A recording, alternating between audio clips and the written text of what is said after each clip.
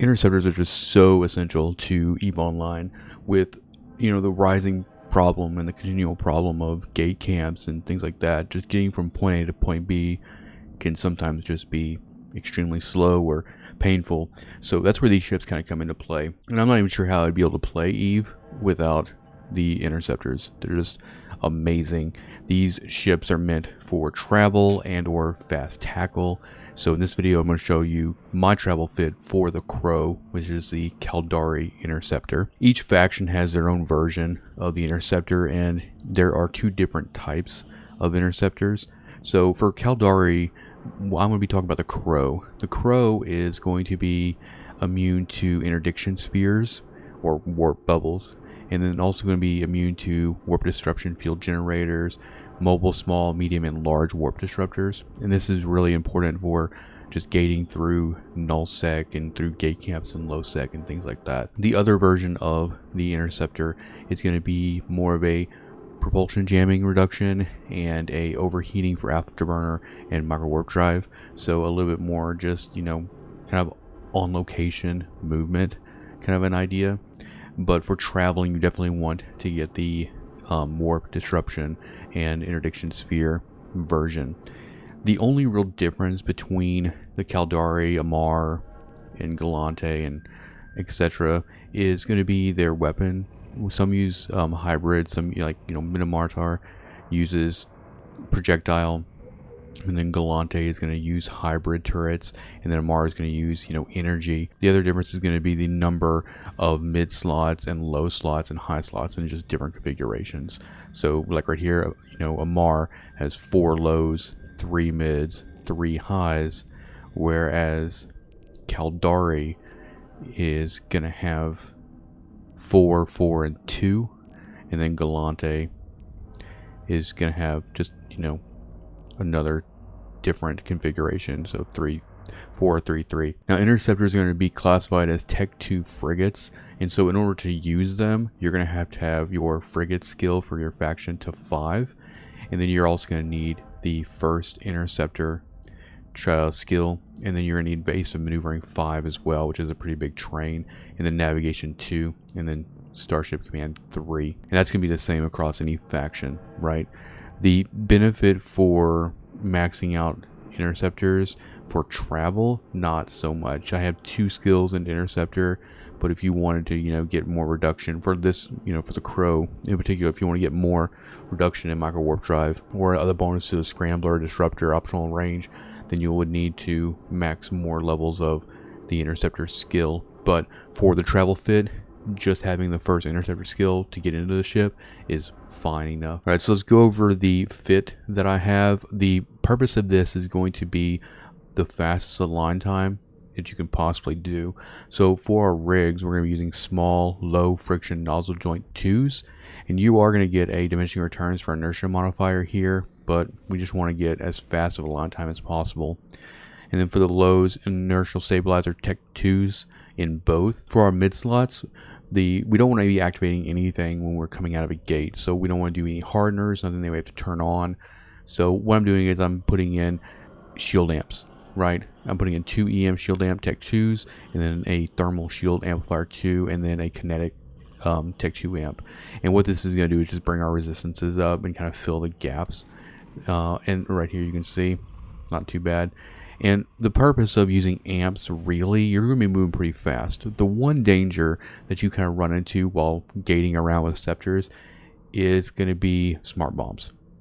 Smart bombs are going to be AoE weapons that gate campers are going to be trying to get you with, and this really just kind of helps mitigate the damage that you kind of take if you get clipped by a smart bomb.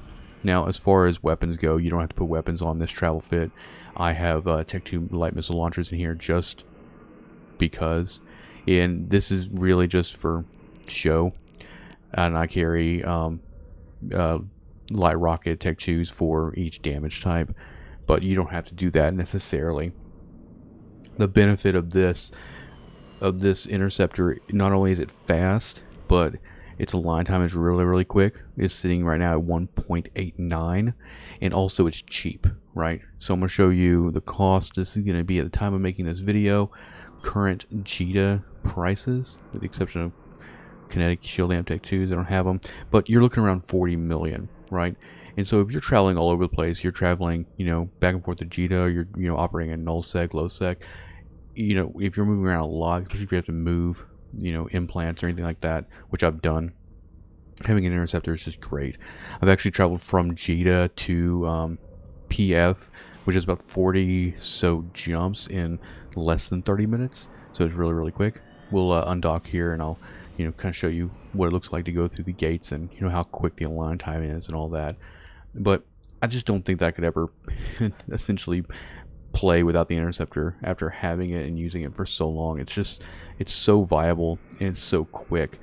And as far as the it has like 98 M3 that you can put in here, so carrying implants, carrying really expensive modules from point A to point B, that's a really safe way to do that if you have no other means of moving stuff around.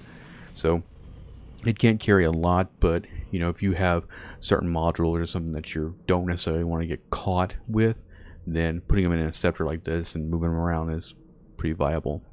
Alright, so what I'm going to do is I'm going to gate. I've got like a destination set, like 4 jumps out, but I'm going to kind of show you exactly how fast it is. I do usually go to first person mode when I'm moving around. Another thing I do when I'm moving a lot with a scepter is I'll sort my overview to where the gates that I'm heading towards, or the furthest gates away from me, are at the top of the overview. That's where, like, if I'm going on a route, my next Stargate's usually at the top. I'm never auto piloting either. Should never do that. So what I'm doing is I'm holding that D, and then I'm just gonna like click on my routed gate, and it's gonna jump me there. So you'll see a line time here really quick. And I've traveled, basically from one end of the Eve map to the other in one route pretty quickly. As you can see here, by manually flying and manually traveling, we're going to, come up right in jump range of a gate, and it'll let us go straight through. I like what they do with the changes to the warp tunnel recently. And then when you can pop out, you just go to the next one.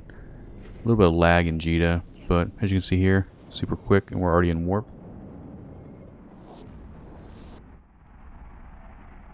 And I used to just, gate with just whatever I was flying, whether it be like a, destroyer or like even a just a regular frigate, but that is just so tedious, just absolutely tedious.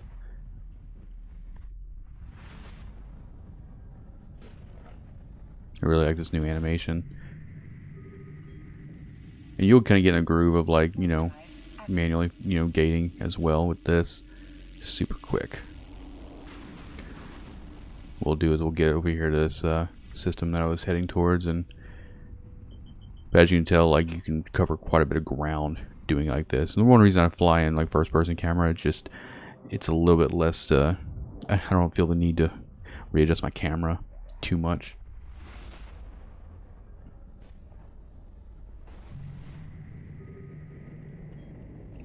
We are at the kind of mercy of server lag being so close to JITA, but I think this serves as a good example of how fast the Interceptor really is. Yeah, I appreciate you guys for watching. I hope this video helped you guys and gave you a little bit more information about how to fit a travel crow for getting around EVE Online. Hit the like button, and I will see you guys next time.